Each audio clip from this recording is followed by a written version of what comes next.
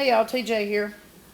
It's almost Thanksgiving, and I always make my chicken and dressing up before Thanksgiving and let it sit so that all the spices and all the gooey goodness can marinate together. Makes for a lot better dressing.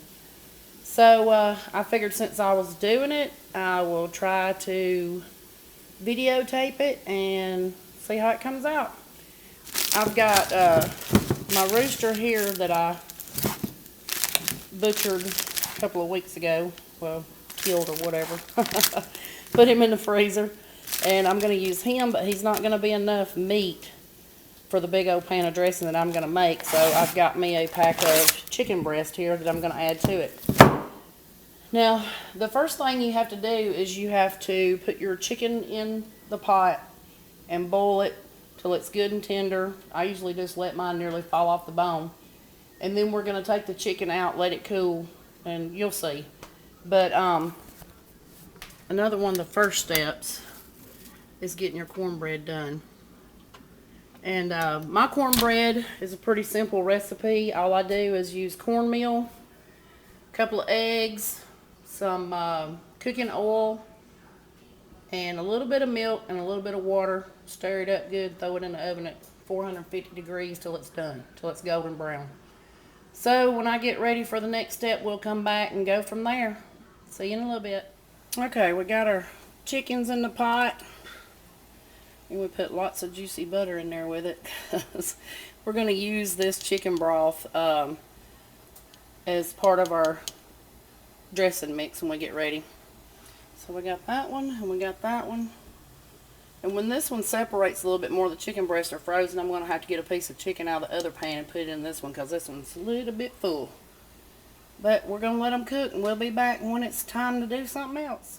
Alright, we got our cornbread done and we're going to take it and put it all in this pan right here and we'll go from there. I make a lot of dressing when I make it. That way I can have it for Thanksgiving and then I freeze the rest of it uncooked till Christmas, and then when you eat it at Christmas it's much better. But you're going to need about 3 big onions and some celery. So we're going to chop all this up and throw it in the pan with the cornbread and I'll come back and show you. Okay, I got the cornbread and the onions in here, and you just need to take a spoon or whatever. If I'd give myself time to let the cornbread cool off, I could do it with my hands, but I'm kind of in a hurry. And I got somebody bringing me some celery. I was out of celery. Should have known better to start this today, but I needed to get it done. Anyway, so we're going to mix all this up really good. I'm going to add 2 cans of cream of mushroom soup. Now, you don't have to. I just kind of like the extra taste of mine. And it's perfectly fine without it. It's just whatever you like.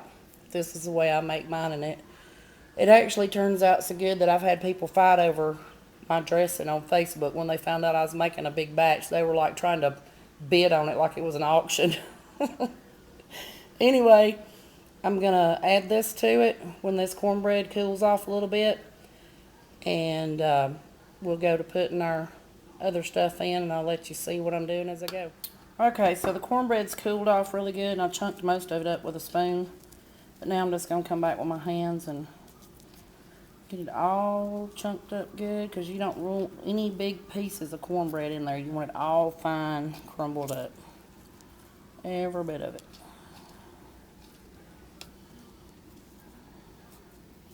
And yes, I always wash my hands 100 million times when I'm cooking, so I don't need any comments about wearing gloves.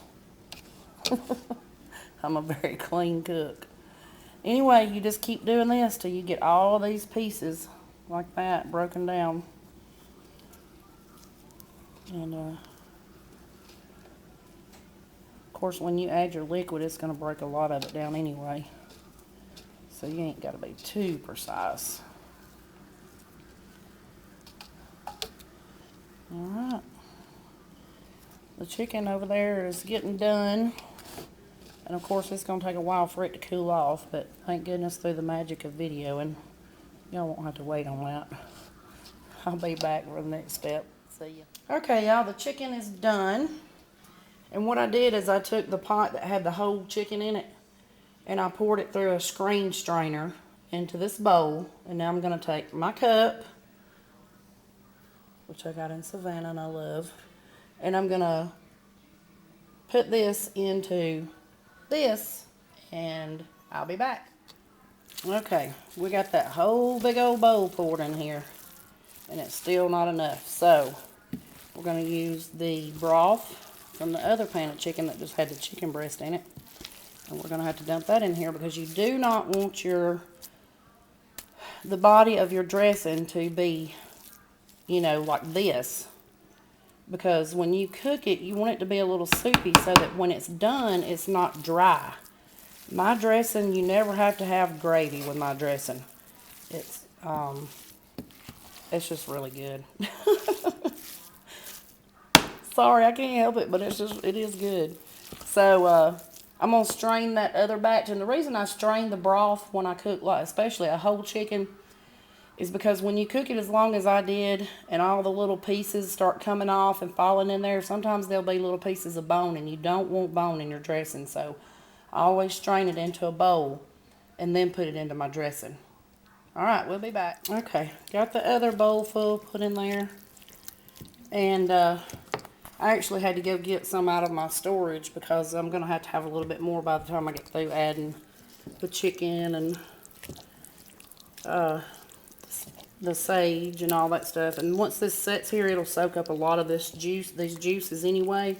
So you always want to have a little bit of extra. That's why when you're boiling your chicken, you need to make sure you keep it in a big pot and always keep water in it to keep it going so you'll have enough broth. I slacked a little bit this time, so that's why I had to go get some out of my storage. Alright, sage, ground sage, or rubbed sage, whichever one you want to use. I don't have an amount, I'll just put it in there. It may look like a lot of sage, but it's not. And we're going to stir it around. Make sure you get your sage stirred in good. So far we've got cornbread that's been cooked, crumbled up. We've got 3 big onions in here. And we've got celery in here, chicken broth, and now sage. And what I always do to make sure that I don't get too much sage in my dressing, at this point I'll take me a spoon and taste of it. That way I'll know if I need to add more sage or if I've got just enough. So I'm going to let this sit here while I debone my chicken and get all my meat off my chicken. And we'll come back when we get ready for that. Okay. We got our chicken shredded up. Now we're just going to mix it into the cornbread, onion, celery mix.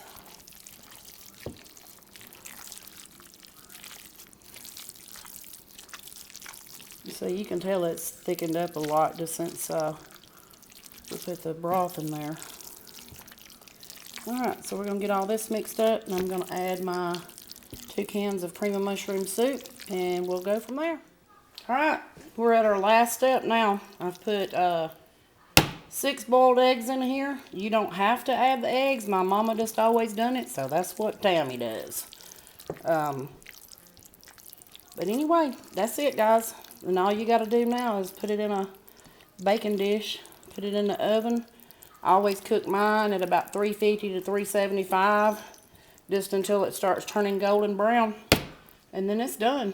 And one thing I wanted to mention too is, throughout the year, a lot of times I'll save my leftover cornbread, leftover biscuits. You can use biscuits and cornbread in this, mix them together, and it's really good. This time I just happen to be out of any saved stuff, and what I do when I save it like that is I put it in the freezer. And then when it comes Thanksgiving and Christmas time, I've got cornbread and biscuits to make my dressing with. But this time I didn't have any, so it's cornbread dressing, and it's just what my mama always made, traditional cornbread chicken dressing. Anyway, I will talk to y'all later. I'm done. I'm whooped. This took me a long time to get this ready. So whenever you decide to do this, don't think it's going to take you just a little bit of time. Get ready for a good several hours. Hope everybody has a great Thanksgiving, and we'll talk at you later.